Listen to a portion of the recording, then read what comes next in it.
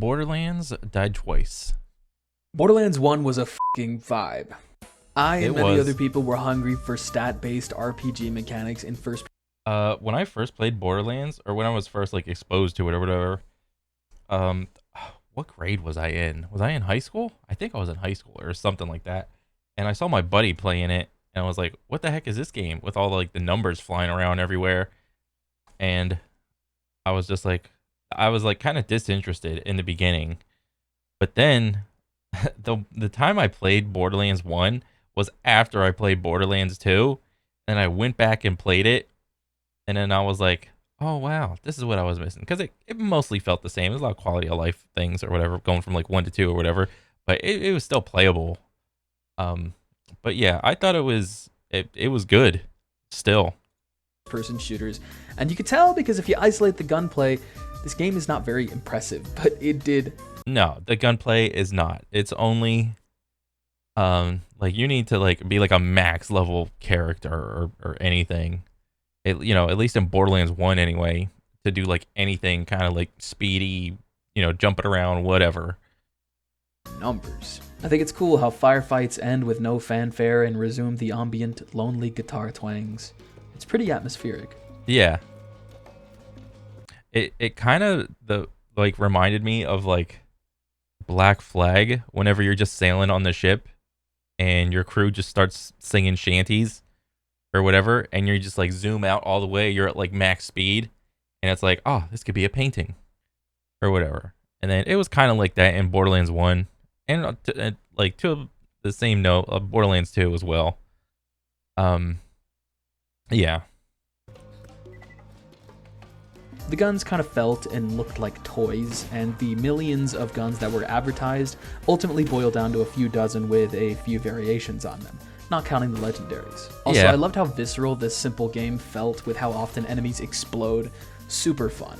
You couldn't really get this kind of gameplay from anywhere else at the time, and it was obvious they didn't really know what they were doing. Nobody did. No. I still think they managed to leave some narrative breadcrumbs for some invested fans to follow, even if it led nowhere at the time. So what happened in Borderlands 1? The Vault Hunters flock to Pandora in search of a wacky surprise here, the Vault. Yeah. There exists a legend that says anyone who opens it will be granted anything their heart desires from wealth, fame, and power. It's like the One Piece. The Vault Hunters, if they weren't born on Pandora, were greeted by a lawless desert of a planet.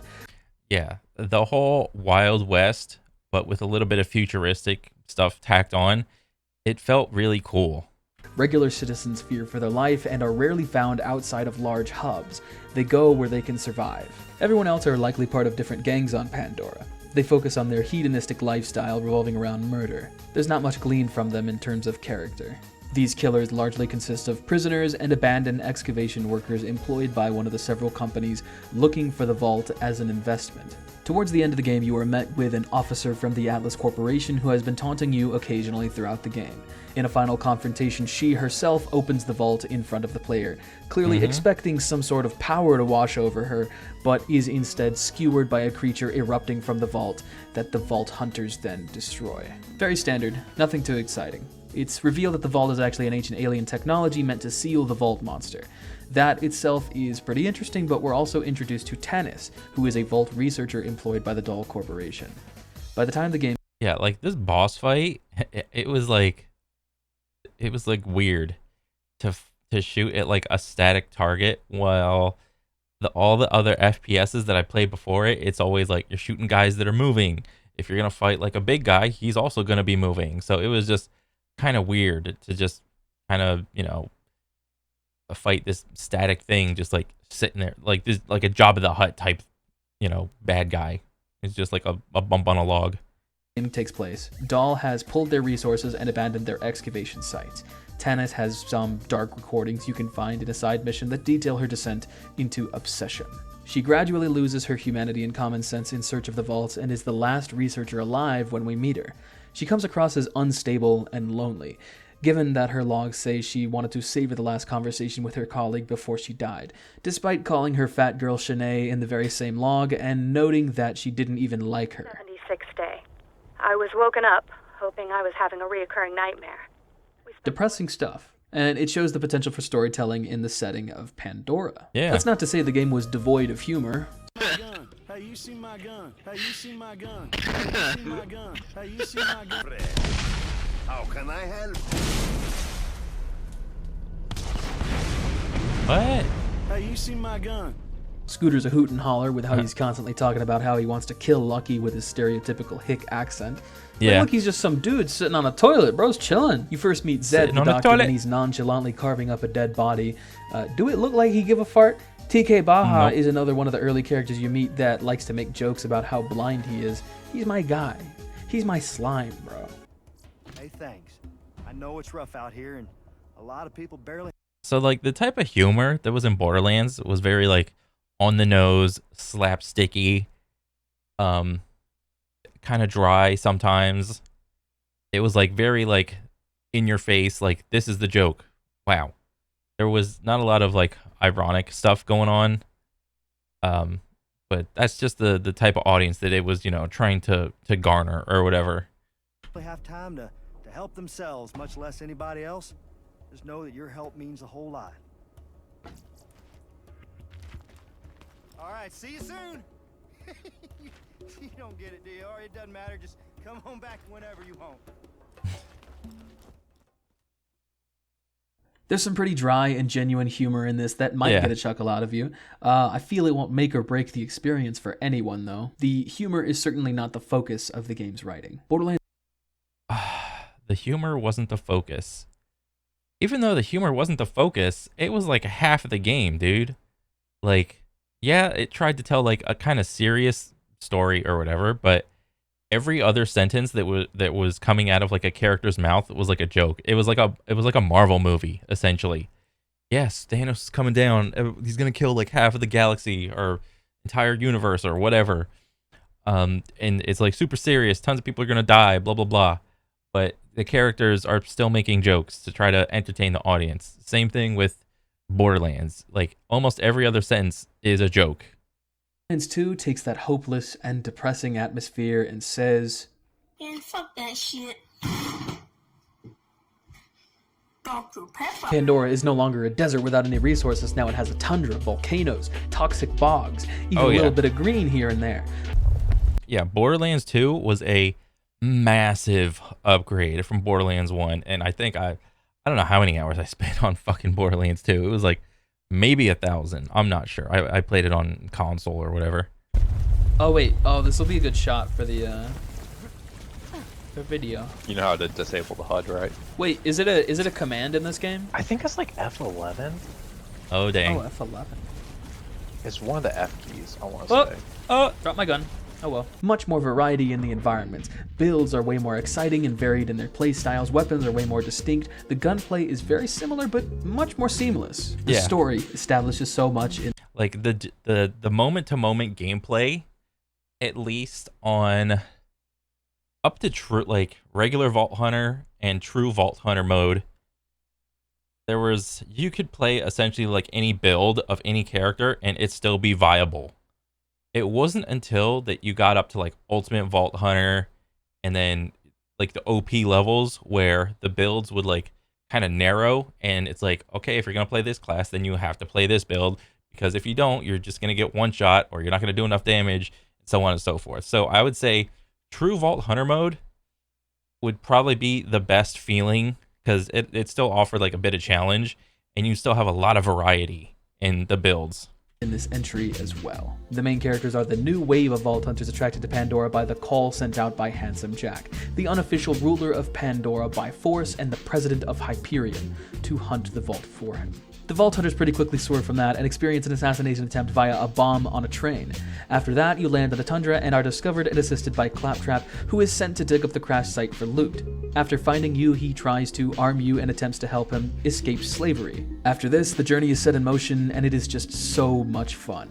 Old Vault Hunters make appearances and are treated with immense respect, being placed in either positions of power or just legendary figures. Mordecai is reconnaissance for the Crimson Raiders and is the greatest sniper on the planet. Lilith acts as the Firehawk, a third party that keeps gangs in check and draws attention away from Sanctuary. Roland is the leader of the Crimson Lance, who used to be employed by the Atlas Corporation before they went under for the massive damage suffered by the Vault Hunters. Brick is now the leader of a gang of his own and revels in the violence. He left the Crimson Raiders due to differing opinions. He was in favor of much more brutal methods of intel extraction. Good news, everybody. I stole the drop bar. Hyperion was no match for my secret. Punch you in the face until you die, fighting style. The new side characters are also a treat. Hammerlock is silly and eccentric. Oh, yeah. Ellie is a fat mechanic who's pretty chill and excited to help out, while Tiny Tina is literally and metaphorically an explosive child. Counting down. 10, 9. I got bored. Neither of them are played seriously during their time in the main story, but that didn't work against them. They were used sparingly and to great effect. Yeah, because like this is gonna be like a half and half. Like if you were younger playing the game, you're like, oh, that's my favorite character because you show this character is so random. But if you're like a little bit older playing the game, it's like, I hate this character. This character is so random. I wanted to know more about how Tina came to be alone. Hammerlock and Ellie always made some welcome appearances. Scooter the mechanic, his mom Moxie the sexy bartender, Zed the doctor, and Marcus the arms dealer set up shop in Sanctuary, the main hub of the game. By the way, I forgot to write it earlier, so I'm just going to say it right now. Borderlands 2 has my favorite hub town of any video game ever. It was a good hub Sanctuary. I love just chilling in Sanctuary with my buddies before we actually start playing Borderlands. Yeah. The only thing that would have made the hub town better is if they had actual like mini games that you could do in Sanctuary. That would have been the cherry on top. Instead of just like dueling wherever, just make it so like, cause like wasn't in like Red Dead Redemption you had a bunch of mini games that you could just play whatever. Just inject some, like figure out a way to just do like some random ass mini games and just throw it in here. Nah, bro, can't. The fuck is you doing? I'm gambling, bro. You're gambling? I'm grambling. That's mine. Look, man, 90% of gamblers quit right before they hit big. Oh! Tennis is also back. She's true to her original counterpart, insulting to others, scared of interactions, yet a slight hint of loneliness in her ramblings. She also adopted a coping mechanism of personification to give herself someone to talk to. It happened while she was captured and being tortured in between the events of 1 and 2 by Handsome Jack's men for the sake of intel on vaults. She was rescued and is now protected within Sanctuary. Again, these characters don't overstay their welcome. It makes me want to get to know more about them in their side missions. Yeah. It's great how they set up intrigue to get you to play more of the content. Tennis discovers that Handsome Jack has been charging the vault key during the story to awaken the Warrior, a monster sealed by the vault. Throughout the story, Handsome Jack taunts you, constantly getting the better of you till about halfway through the game. You find out that the guiding voice from Borderlands 1 is Angel, Handsome Jack's daughter. You find out when she finally betrays you to allow for Handsome Jack to breach the Sanctuary shields and destroy it. After that, she starts acting on her own, helping you find her to get the key to the new vault. After making it through the defenses, you meet Angel and find out she's a siren and has been used to charge the key. After killing her, Handsome Jack shows up himself to kill you. In a few swift movements, he kills Roland from behind, captures Lilith with the same technology that kept Angel subdued, and would have killed you if Lilith hadn't teleported you back to Sanctuary. With Lilith's powers, he's able to charge the key to completion. Once you confront him, the Warrior awakens, and after killing the Warrior, you kill Jack. Before you do, you can see just how delusional he was. To the very end, he believed he was the hero, believed he was entitled to the power in the vault, and was unstable in his justification to himself. Justification for killing an entire planet of people. No, I can't. I like this. Yeah, up until this point, Handsome Jack was a character that it always seemed like he's like, when you think you're a step ahead of him, he's like 2 or 3 steps ahead of you. And he just played it off like the character was written really well. He's like one of the best bad guys ever. Not when I'm so close. And not at the hands of a filthy bandit! Not bad. See, I could have saved this planet. See, I could have actually restored order. And I wasn't supposed to die by the hands of a child-killing psychopath!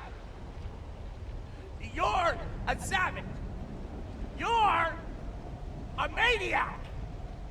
You are a bandit! And I am the goddamn hero! The warrior Yeah, was because that was his logic. He was more interesting like that. Like, he thought he was the good guy and you were the bad guy.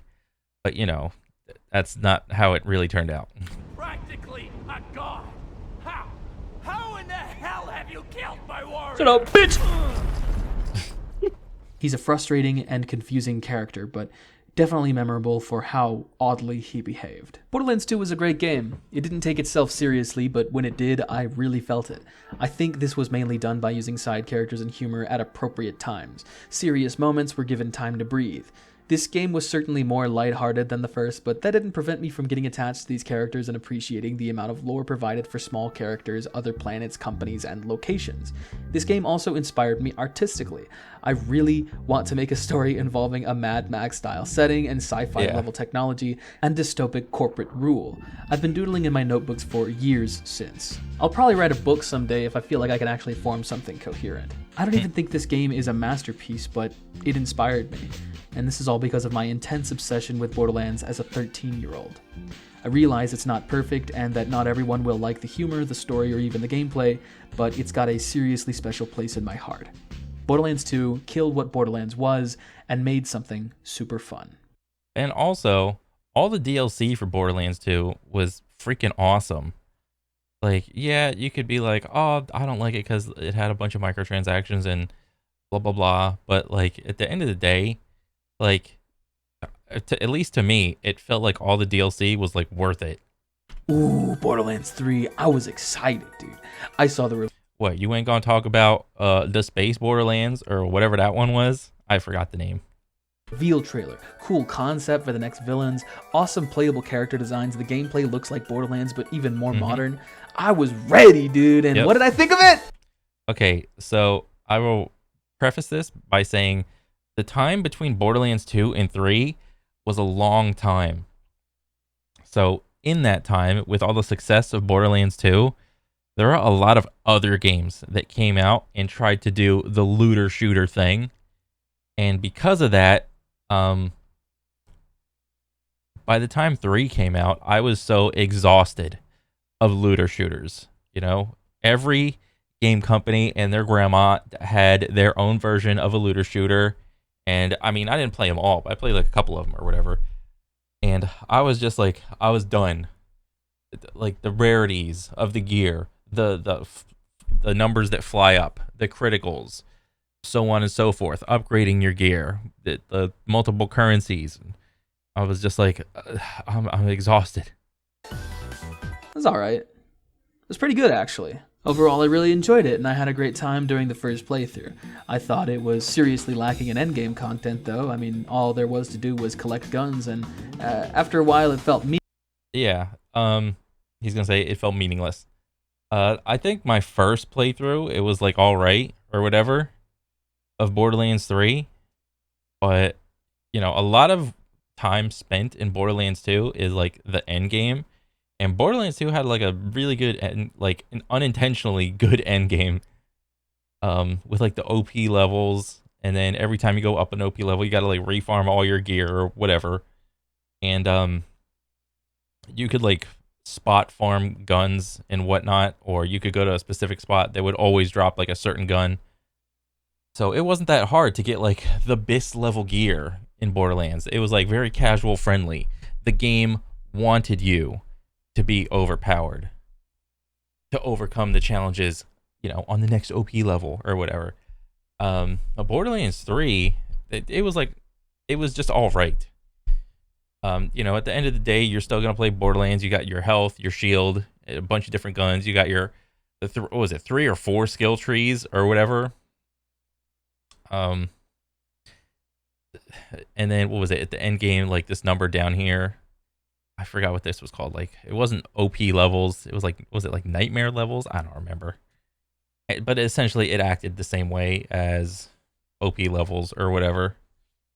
But the main thing that that sucked about Borderlands 3 was there, like, all the guns that came out, like, they were all dog shit. Like, almost all the guns, like at endgame, all the snipers, ARs, shotguns, it would only be like, you could only use like a handful of guns to actually take into these like upper levels of the end game or whatever. So it made for really stale gameplay, having like so few guns to like, you know, be able to choose from. It was like, oh, I got, you know, because like when you're playing these games, you're like, oh, a legendary dropped.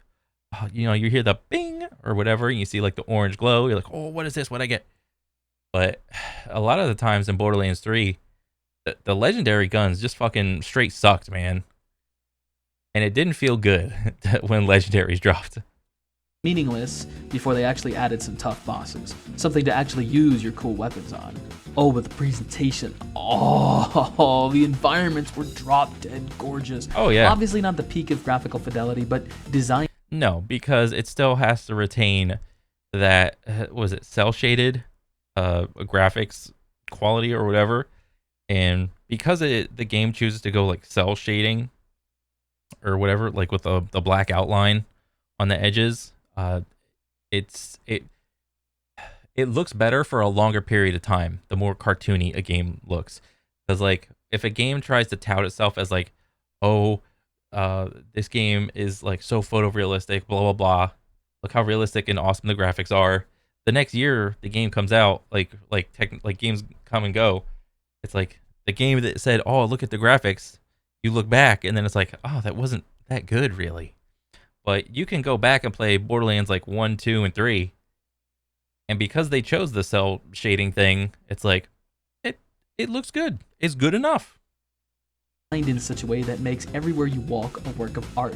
The monster designs were fucking sick. The gun models make a lot of what you collect feel unique to one another. And the sound effects, dude, these might be the greatest gun sounds of all time in any game ever. Yeah. Everything's got a kick to it. Sometimes I'd be reloading just to hear what the weapons sound like, because they all look spot on for how they sound. It also adds a weight to the weapon in my head. I feel like I know how they would feel in my hands. Oh yeah, all the gun sounds were absolutely awesome. Artists who work on this, good lord, you're fucking cracked. You're so good. It's so cool, dude. If I was just talking about the gameplay, this video would end on a pretty positive note. Yeah. I ain't though, so the praise stops here. Yeah. Almost to the detriment of a lot of these guns. Like you see, like you're shooting a lot of the guns or whatever. And I think I understand that, like, for the most part, a lot of people that, like, the entire audience that plays Borderlands 3 or any Borderlands game in general, it's like they're mostly console players, and they got like controllers and whatnot. So there's like going to be some level of aim assist. So with aim assist, like, it doesn't really matter if there's like visual clutter on the screen. It doesn't matter if the screen goes blurry right before your gun shoots out a bunch of sparks and whatnot. You're still going to be on target. But playing this shit on M&K, and your screen just goes blurry, like, and like there's a zillion sparks on the screen, it's pretty frustrating. I'm not gonna lie. Like, I think I ended up turning like all the effects like either down or off or whatever in a lot of these cases. So just for the sake of me being able to just see what I'm shooting at. The story sucks, dude. Plain and simple. Yeah. Sorry. Well, you know what? That's a bit too harsh. Now that I've played it again, far removed from my original thoughts and expectations, I can feel like I can form a proper opinion on it now. So, what happened in Borderlands 3? I don't think you need to be tied down to previous entries to make a good sequel. As established before, Borderlands 2 took the games in a new direction, and I believe it was for the better. Borderlands 3 just abandoned some characters' original intentions, makes strange decisions narratively, and sacrifices good moments of tension for the sake of jokes. Yeah. It's hard to sit through if you were ever invested in the game series. I'm not kidding when I say I like to turn off the dialogue in new playthroughs, so I'm just left with a fantastic gameplay and art direction. Yeah. The story itself is relatively simple, but pretty wordy, so strap in. The Calypso twins, who have siren powers, have started weaponizing the aimless psychos on Pandora by forming a cult and using online entertainment like streaming and videos. Cool concept, I think. The new generation of Vault Hunters are recruited to help defend the Crimson Lance and Sanctuary 3, which is now a traveling spaceship. Sanctuary got destroyed in a DLC created in preparation for Borderlands 3, just so you know if you didn't. Before Sanctuary 3's first takeoff, it is assaulted by the Children of the Vault, the aforementioned cult where the leaders, the twins, reveal their powers of sapping others' life force by taking Lilith's powers.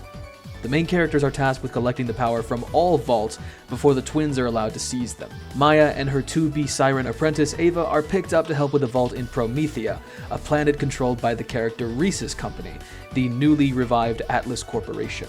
Promethea is being assaulted by the Maliwan Corporation for the up-and-comers' assets before they have more power to resist. After killing the president of Maliwan and meeting up with Zero and Reese, you make your way to the vault Reese has kept hidden from the Vault Hunters to ensure their help. There, Maya assists you with the vault monsters sealed inside before Ava makes herself known. She tagged along. Ava's intrusion causes a moment of weakness for Maya, and the twins use this to absorb her powers and even her physical form, turning her to dust. After this, they solve a deadly family dispute and wrestle for power with the largest company on Eden 6, the Jacobs Company. The Jacobs family then allows them entry into the vaults as thanks. I just think it was a really good idea for them to like make like a character for each company, because for them to like hold that like vibe for each gun. You know, for like the Jacobs Company, it was very like Wild Westerny, you know, revolvers, like pump action rifles and whatnot.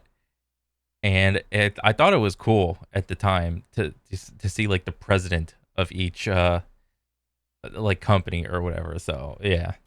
Where it is defeated and the twins take advantage of the situation once again by capturing Tanis, the Crimson Lance's vault researcher. After fighting through where she's held captive on Pandora, she reveals herself to be a siren who inherited Angel's powers. We also find out powers can be passed on to a chosen vessel because of this. Tanis warns that the twins are now capable of opening the vault they've had their eyes on the entire time, which is just the entire planet of Pandora. After killing Troy while Tyreen opens the vault, Tyreen then absorbs her brother's power and is far more powerful than before. Ava finds she's inherited Maya's powers after Troy's death and finally becomes a siren like she was being trained for. Tyreen escapes. As the Great Vault begins its opening, the main cast is contacted by the first Vault Hunter, Typhon DeLeon, which happens to be the twins' dads. There, we discover that he restricted their lives to protect them since they're sirens, which explains their lust for power and attention. On this planet of Necrotafeo, he Oh my god, this was like the coolest freaking level right here because of all of like the visual effects that were going on.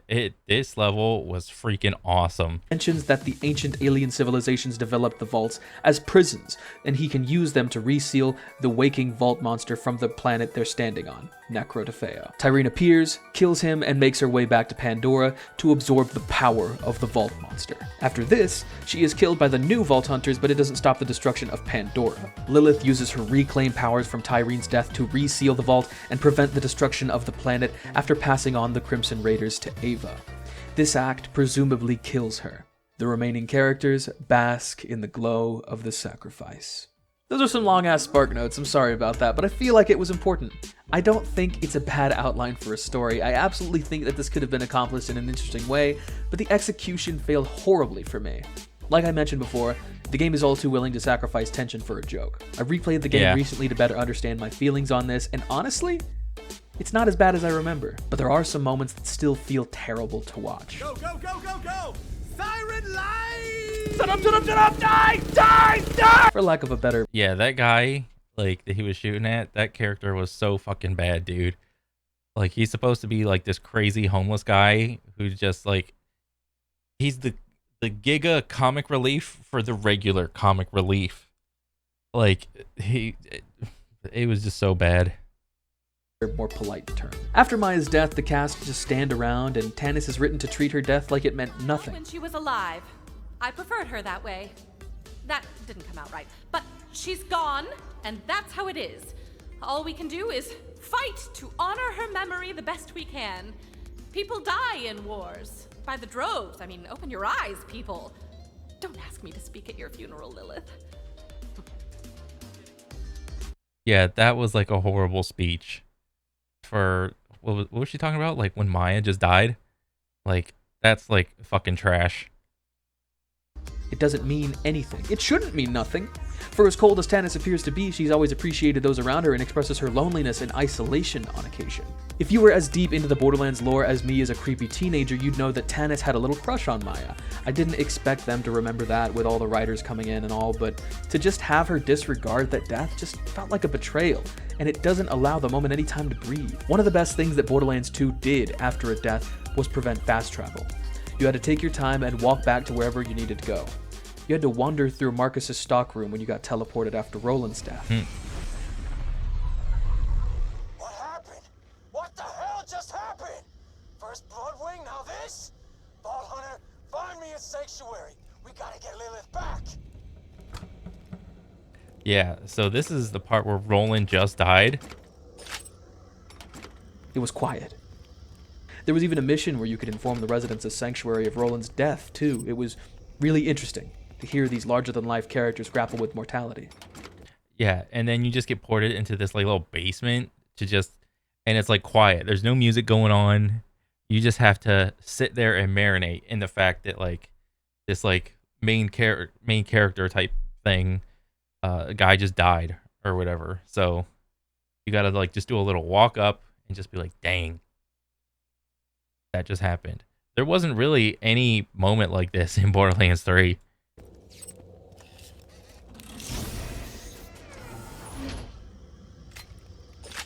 Here it's just right back to business after a shit little eulogy and barely anybody saying anything. There was a deleted scene I feel would have brought a lot together for people that was supposed to take place after Maya's death.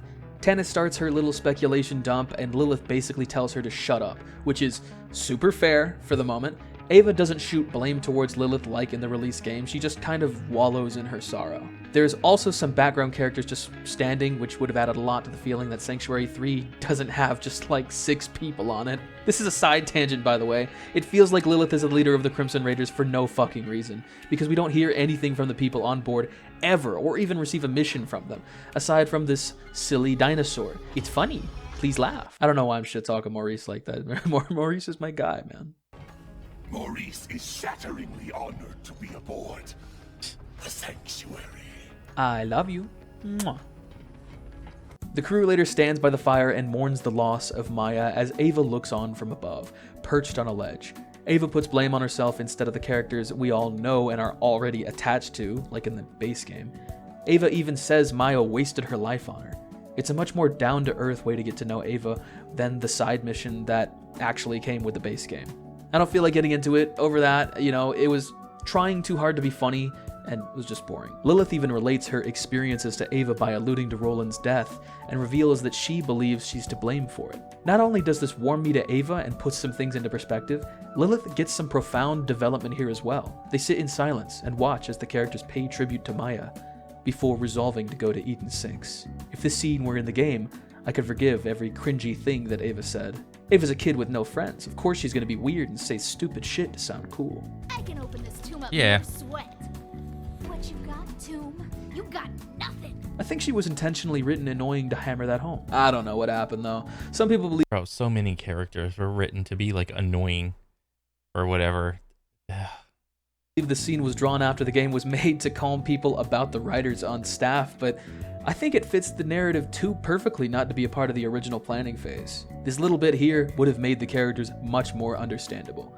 And while I don't think it would have justified Lilith literally passing on the Crimson Raiders to Ava, some kid, it would have made me appreciate the sentiment, if only a little more. Also, what's with this Marvel movie-ass shot here of her flying into the fucking moon to sacrifice herself? Tannis is like, what's she doing? She's gonna kill herself! And Ava's like, she knows. Eyes sparked with inspiration, smile on her face, looking towards the sky like, shut up, dude! You didn't earn that! You just lashed out at Lilith when you got Maya killed, and you That was so unearned. Like, she did nothing. didn't even appear to be sorry. You inherited her powers and did nothing with them. Oh, it did not help that she had some cringy 13-year-old energy as well. Always trying to crack a joke. Borderlands doesn't have to be the most serious thing ever. It wasn't from the beginning, but characters, Vaughn, Reese, Ava, they represent the opposite end of the spectrum that's just embarrassing to listen to. I feel ashamed for having purchased this at some points, dude. Like, I should have waited for a sale. What's weird is that I don't think that the writers are incapable of writing something at least serviceable. All of the DLC dealt with new and old characters with some pretty cool moments. Hell, most of Bounty of Blood was played pretty straight, and I thought it was pretty good. Neat setting, simple story, cool villain. I know I'm not alone in that sentiment either. I heard one of my friends say that the game was just too woke and it panders too hard. My immediate reaction was like, to who? Like, what are you talking about, dude? Borderlands already had a lot of women. Gays. Gay women. I pressed him on it and he was like, I don't know, dude, it was just woke. Another friend of mine explained the thought process a little. I think it was like the humor. Like there was like way too much humor and not enough seriousness of the game. I mean, but you know, at the end of the day, it's their game. They can do with it whatever they want. But there was like some points where it kind of made sense to be serious, but it literally just was not serious and there was no tension. And if there was any tension, it was broken by like a stupid joke or whatever. Like there were just so many jokes that they tried to be funny. It's like that person that tries to make a joke and it just falls flat. There were so many moments like that, and it was just like, Jesus, like, can you calm down with the jokes, please? Little better. All of the male characters were stuffed to the side and shown to be incompetent, while the women characters were made to be much better by comparison. I don't even think that fucking matters. Ava was meant to be a character you root for, but with blatant flaws written into her character too. Lilith was always like this. It doesn't outright say it in Borderlands 3, but she's not a perfect leader since the role was kind of thrusted onto her. She's trying to live up to Roland. Ellie doesn't have too much responsibility outside of her engineer duties. She was always just a big bitch chillin'. She's honoring Scooter's memory by taking up his position. Tannis always played a huge part in the games, and I think the writers just really liked her and wanted a more prominent amount of dialogue for her, and made a very strange decision of having Angel pass on her powers to her. I think. Yeah, that was weird. Like when that part of the game came up, it's just like, you know, Tannis was just like a side character, and then all of a sudden now she's a main character because that's just how we're writing it. It would have made a lot more sense to pass it on to Gage, dude. A technopathy ability given to a literal technomancer. That's her class name. God, it would have been so perfect, dude. Plus, Angel was directly talking to her throughout most of Borderlands 2. Yeah. I don't know. It was just fucking odd, dude. As for the male characters, Marcus is still Marcus. Opportunist, capitalist, kind of a dick. They fucking bastardized Vaughn and Reese, though. Because I played and adored the original Tales from the Borderlands, I'm not Okay, I didn't play any Tales of the Borderlands or whatever. So I have no idea what like the backstory with Vaughn and Reese are. I just know this guy was like so fucking annoying. Sure what I dislike more, their dialogue in this game or Ava's inclusion. They just took what they thought was funny about Vaughn and turned him into a caricature. Come on, let's get out of here. I'll lead the way, even though I'm totally unarmed. Can't let them know you're afraid and totally defenseless, bro. Bandit life! He was elected leader in Tales from the Borderlands by the people of the crashed Hyperion ship for his knowledge of Pandora and familiarity with their nightmare corporate hellscape culture. He was crafty, dependable, chill, and just a kind dude. He was also a massive nerd and adrenaline junkie by the end of the game, and that's all he is in the new game. Literally in his underwear, wandering around like a fucking dumbass. I have no idea why they took his character there. Just look at Vaughn in the final chapter of Tales. Bro, that's what he used to look like? That's like way better than the fucking underwear cape wearing clown that we got. Look at him! He's my friend! Reese was always a pretty goofy individual, but he was intentional with his business decisions. He was compassionate towards his friends and understood others in a place of work. He also became way more accustomed to life-threatening situations by the end of the story. A silly, but ultimately reliable force for good. Blow his mind. Or break his heart. What did these mean? They mean what you think they mean. And let you leave with that, pal. Oh, no? And what are you gonna do about it? Yeah, that's what I thought. What? What? What the fuck? Looks like he had a change of heart.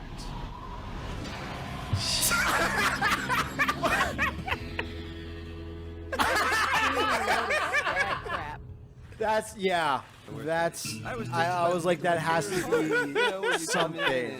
Ruin my life. Holy shit. You're telling a story. That's super fun. In the new game, he's just coincidentally the head of a company, constantly fumbling in dealings with others. It would have been fine for Maliwan to have more firepower than Atlas and need help from the Vault Hunters, but he just acted so desperate. I feel like he would have been past that at this point, you know, since he's in the middle of a war with Maliwan. He's also far too concerned about a fucking frozen yogurt stand. Say goodbye to your favorite Frogurt stand. Not friends.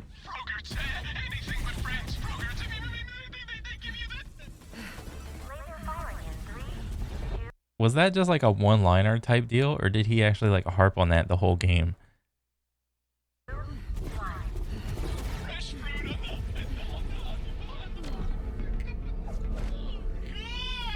Every line with him was just joke after joke after joke. It was agonizing. He literally doesn't believe his dying men as they're being slashed to pieces by what they assume to be Zero. Feeling it! Reese, it looks like Zero murdered all the defense personnel.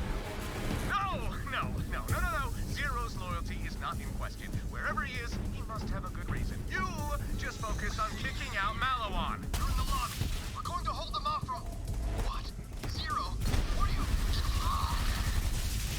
Soldier, don't you dare use your last words to slander Zero. Say you're being murdered by someone else. By Superman. Oh, come on! It doesn't create an internal struggle in him like, oh no, did I make the wrong decision and jeopardize my men's safety?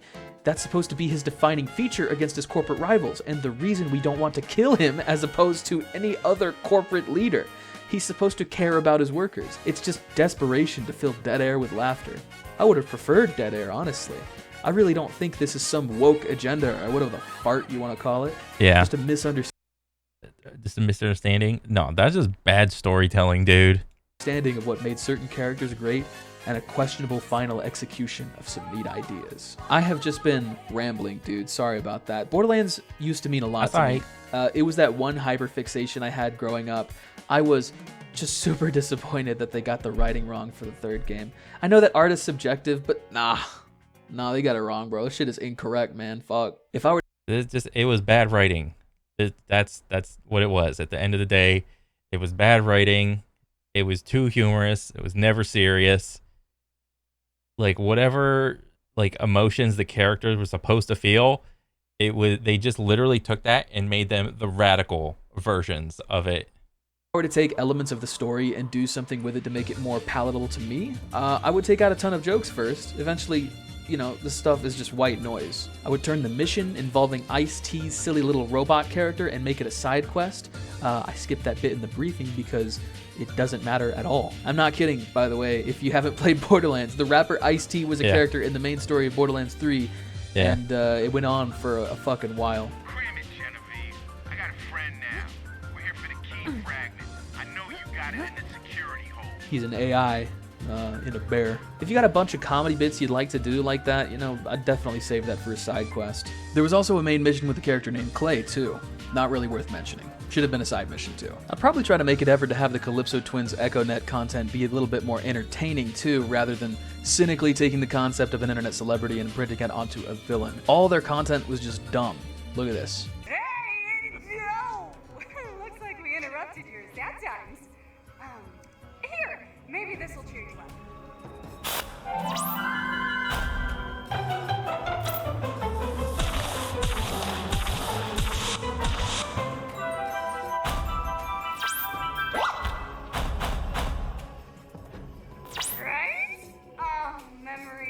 It's meant to be a video that they show off after killing Maya and like rally support.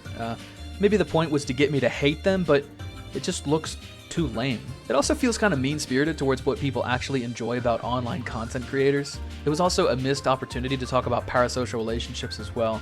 Yeah, there was just like too much like bullshit, like trying to make it seem like, oh, we don't like online creators and blah blah blah, like we're the big evil streaming people. It's like, to like a regular casual audience that just kind of like casually wanted to play Borderlands 3, they don't care about any of that dumb shit in the social dynamics between that. That's just so stupid. And then when you try to fixate on it, it's just even more dumb. A relatively hot topic in this new age of internet entertainment. I would have tried to expand a bit more on the psychology behind the twins and their growing need for the universe to acknowledge them and their existence because of their total isolation. It's a relatable plot point for lots of people today. Maybe show off their childhood bedrooms too. I feel like that would have been pretty interesting. There was also the growing little feud between the twins that was left unexplored. I thought it would have been really cool to see Troy betray Tyreen once he finally got enough power to stand up for himself, because it really felt like he was living in her shadow. Their dynamic always seemed like a thing where they were both pulling for dominance once Troy got some agency in his own.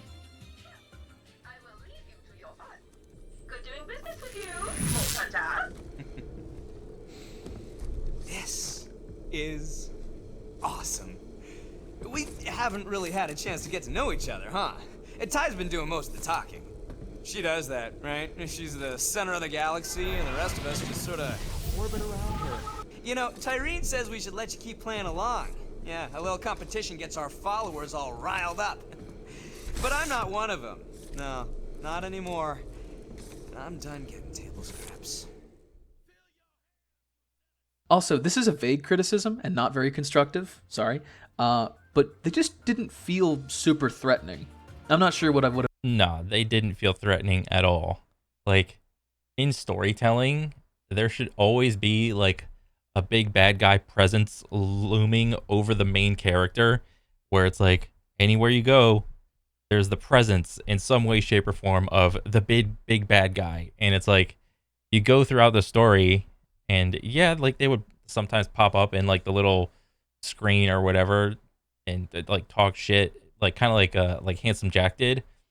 But it's like they were never, it just didn't feel the same. Like, their presence wasn't there. They weren't, like you said, they're just not threatening. would have done to make their presence more felt. Oh yeah, and turn Reese and Vaughn back into who they actually are. These might as well be completely different characters. It just upset me to hear them talk at all. Take away a few dozen lines from Tannis to reduce her role. That character is kind of grating after extended periods of time. Yeah. Called Kate. She will show you the way. The tumultuous affair that ended when our tracks went separate ways, as they say. Now, possess the mine cart. Just trust me on this one. Oh, shut up, Kate. Barkids! Destroy them! If those things get into my lab, they could damage my precious equipment. Pesky things. Now stroke my X once more. Thank you, Kate. We'll catch up soon. Yeah, like, they spend so long a time on, like a jokey bit, to the point where it's just like, the joke is dead. Like, you beat the dead horse, you, like, pounded it out, the horse is flat, and now you're just digging up the remains of the horse, and you're scattering it about, and it's like, even then, they're still gonna talk about it, and it's like, just please, can we move on? Now, Vault Hunter, the entrance is just down that corridor. You are nearly there. Speaking of Tannis' role, this is probably way too much to change, but I would have made Gage the next Angel Siren. Just saying. The Jacobs family plotline was really straightforward. I would try to make an effort to condense the missions and map of Eden 6 a bit more. Give the B team a bigger role too, or just way more side missions, because they were the coolest characters in 2. They're still cool. You barely used them, dude. Yeah. Come on, it feels like they were included out of necessity. And Yeah, so, like, what Borderlands 2 did with the characters from Borderlands 1 is, you know, they're essentially just chilling in Sanctuary, and you like go on a bunch of side missions with them. It wasn't just like a one-off type deal. Like, Borderlands 3, like, yeah, there was like maybe one mission with Zero, one mission with Salvador, one mission with, you know, each of the characters from Borderlands 2. But it was like a one-off thing, and then you're just back on the main story, no side quests, no nothing. And it was like they didn't play any integral parts in 3. And finally, that Ava scene. If it was included, it would have made the character mean a lot more to the audience, or it would have meant a lot more to me, at least. I know there's an issue of how the COV came to power and how it seems like Lilith was doing absolutely nothing. I probably would have tried to make that make a little more sense. Regardless of what I think, a story with plot holes can still be great with good character writing. Unfortunately, Borderlands 3 did not deliver on that for me. Borderlands was killed once again, and it'll never have that thoughtful character writing and lore that I loved to follow. That's pretty evident in the release of the new Tales from the Borderlands, which just spits in the face of everything the series accomplished with its writing, choosing to view itself as a sitcom. That's a real quote from one of the writers. Really? It also tramples over the fantastic groundwork laid by Tales 1, which felt like a celebration of Borderlands and kind of the exact fan fiction I would have thought about when I was 13, except way better than I could have ever done. There is one thing that all the mainline Borderlands games still share, no matter what. The actual environments and music accompanying them fucking bang. Borderlands 3's writing kind of sucks, but when you turn off the dialogue and just look at the world around you and these locations, you get a feel for what this game could be. Just exist with me for a second in these places. Mm-hmm. Yeah, you know, like a bunch of side media things can come out, like Tales of the Borderlands, some other Borderlands game, so on and so forth. That little, what was it? What was the space Borderlands called? I fucking forgot. It's like all these other things that aren't like the numbered things. It's like Borderlands peaked in like from 1 to 2, and then everything else just has not lived up. It seems. So I don't know. Honestly, it's like Borderlands is probably like on its last leg.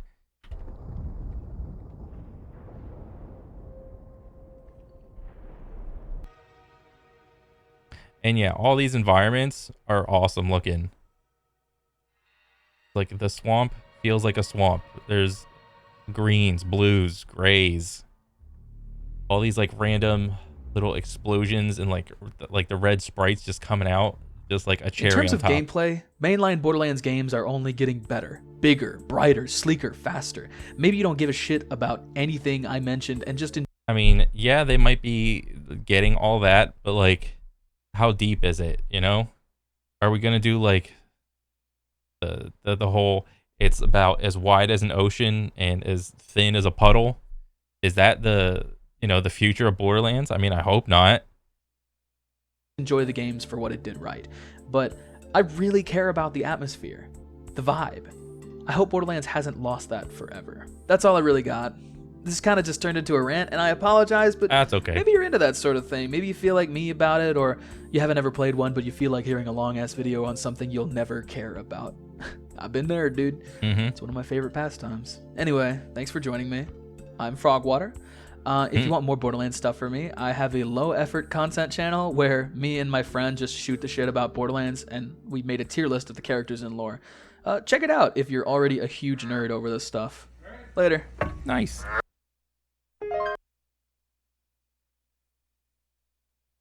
I thought this was a pretty cool video. I really liked it. It just details like everything that happened from like Borderlands 1, 2, and 3, Tales of Borderlands, and he didn't even mention the fucking space Borderlands, which I thought was funny.